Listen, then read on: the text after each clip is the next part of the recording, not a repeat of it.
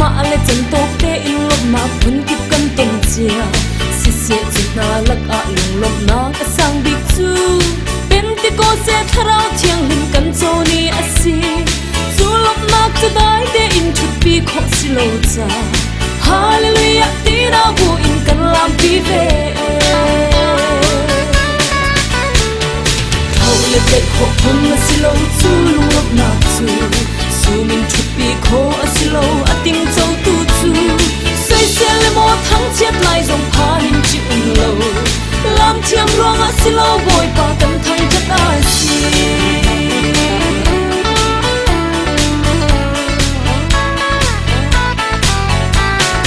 alam ni le athang chat tu hita tu kan ngei an ding he in an fel he lo ti kan fel na khi lam pi plak silo hit luk mi swa mi thur nom bi kan si ko bu in akan chau hlangi dot na kin zang fa tu boy hi thang chat lo le chong lom lo in kan kho shin lo thau le te ko pun silo chu lung lop na chu su min thu pi kho asilo ating chau tu chu sai se le mo thang chet lai zong pha nin chi un lo lam thiam rong asilo boy pa kan thang chat a si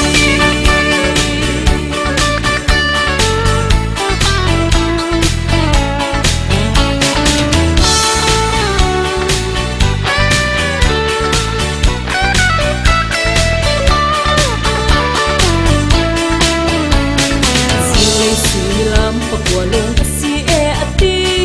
zu kan hi lo ti in pi ter ni chun ati na ken ti ko se tharau thiang kin a chau tu na hi zuri kan lo siman se lo zu kan ri lo e mi shot kan lo siman se lo kan shu sim sim lo prophet joel chim chung bia khatin ter tu kan si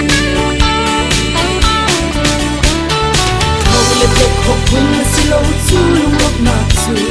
sumin thu pi ko asilo ating chau tu chu sai se le mo thang chet lai zong pha nin chi un lo lam thiam rong asilo boy pa kan thang chat a si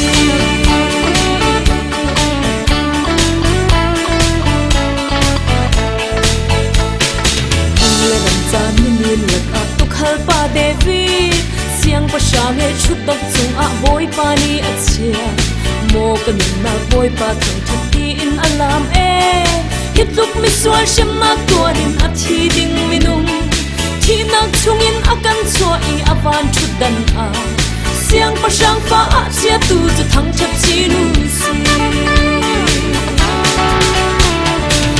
le te ko pun asilo chu lung lop na chu sumin thu pi ko asilo ating chau tu chu sai se le mo thang chet lai zong pha nin chi un lo lam thiam rong asilo boy pa kan thang chat a si le te ko pun